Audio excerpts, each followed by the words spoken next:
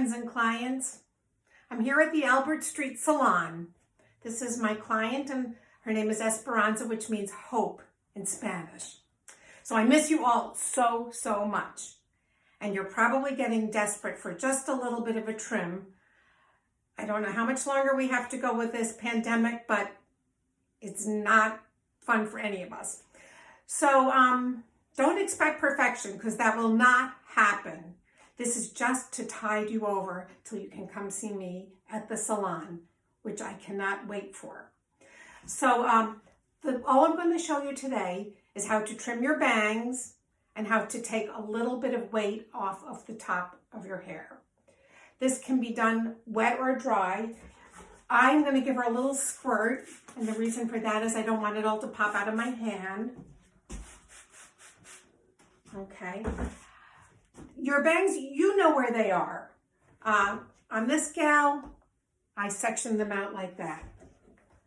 Okay. Get back where you belong, Esperanza.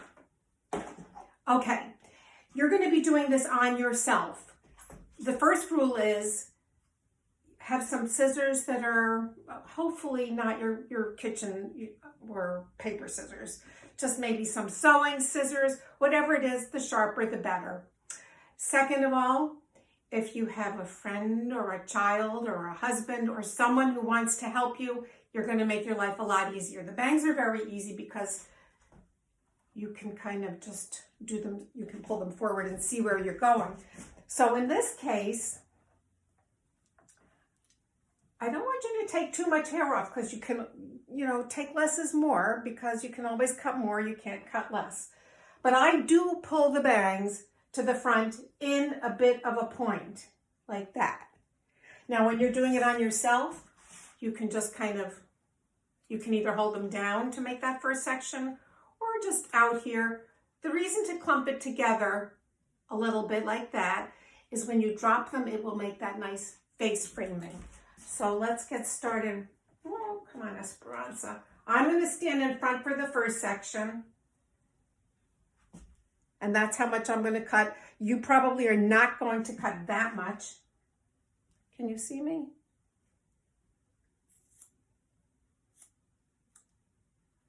See how they make that nice curve when you drop them down? Now, if you were doing this on yourself and you're in the mirror or not, you're going to take your whole clump. See how it goes to a little bit of a point at the top? Just snip that point off. Now you have layers. There's your bangs. Esperanza told me she likes to keep her bangs a little longer, so that's what we're going to do. Now, she also came in and said, oh, my hair feels so heavy on the top. So I hear that a lot. This is the section I took out. It just is the top and a little bit on either side of it, but not going around the round. See how your head's flat and then gets round. You just want to be on the top part. By the way, when you do your bangs, if you have to make your bang section, do not go past the edge of the eye like that, because sometimes you keep trying to pull these extra hairs and it just doesn't work. So now I'm going to give Esperanza another little squirt. Now this is a little harder to get, and this is where I really hope you have a kid to help you. I'm going to take this and make sections. And you've seen me do this in the salon, so you know that I don't take too much of my section. And, this is from the side. Here's what you got. If you're doing it on yourself, you can do this one in the mirror, but it's going to be a little hard for you to get to the next section. I am randomly just taking this off, but you're going to take off really as little as you can, because, again, you don't want to end up with a mullet.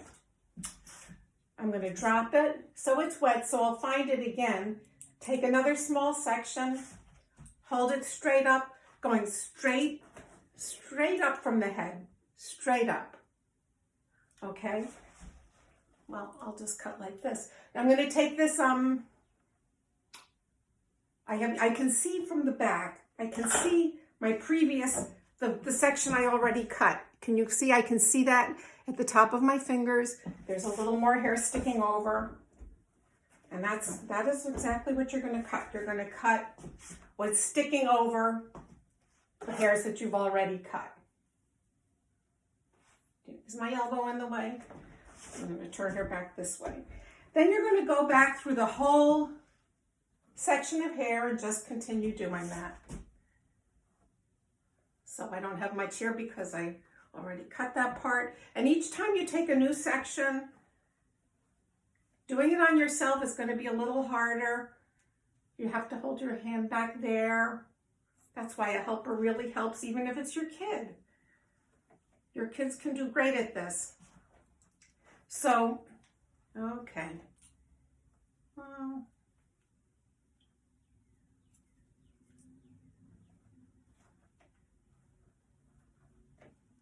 I'm taking a little extra.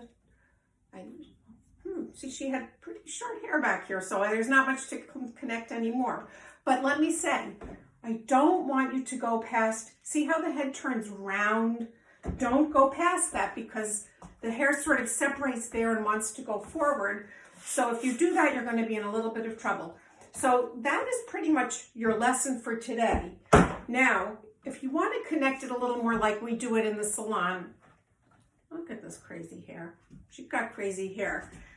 You can randomly just take, by the way, what I showed you is also for curly girls. The other thing for curly girls, however, is you can just hold it loosely. It's a little more forgiving.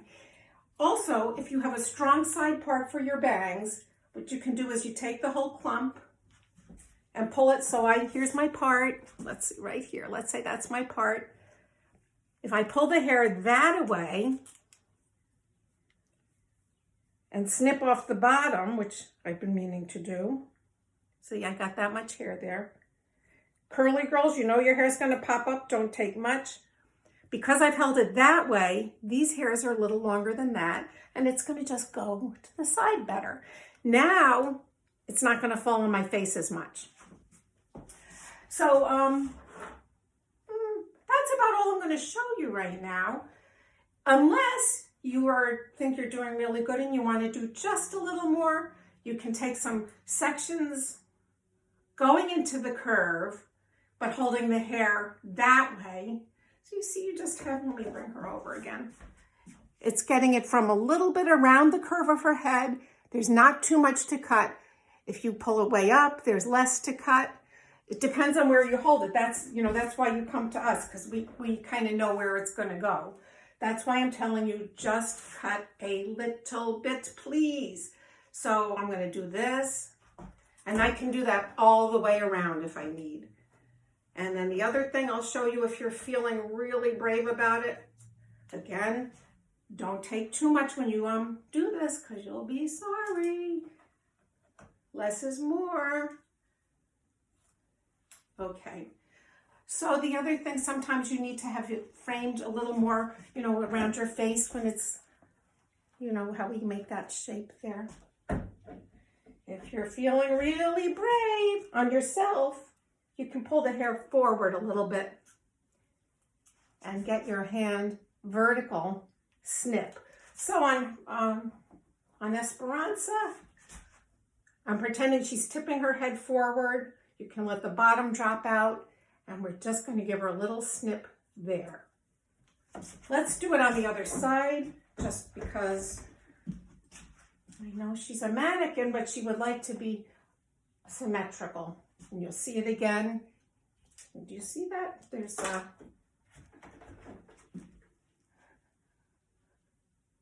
that's what I'm going to cut, that much. And with that, she can now survive the pandemic. So let's hope we can see each other in person very, very soon. I'll repeat myself and say how much I miss you. And I hope you're all being safe and finding something new to do in the extra time that you have. Or if you don't have extra time because you're schooling your kids, then I am so proud of you, because that would be so hard. But I will wait to hear all the stories.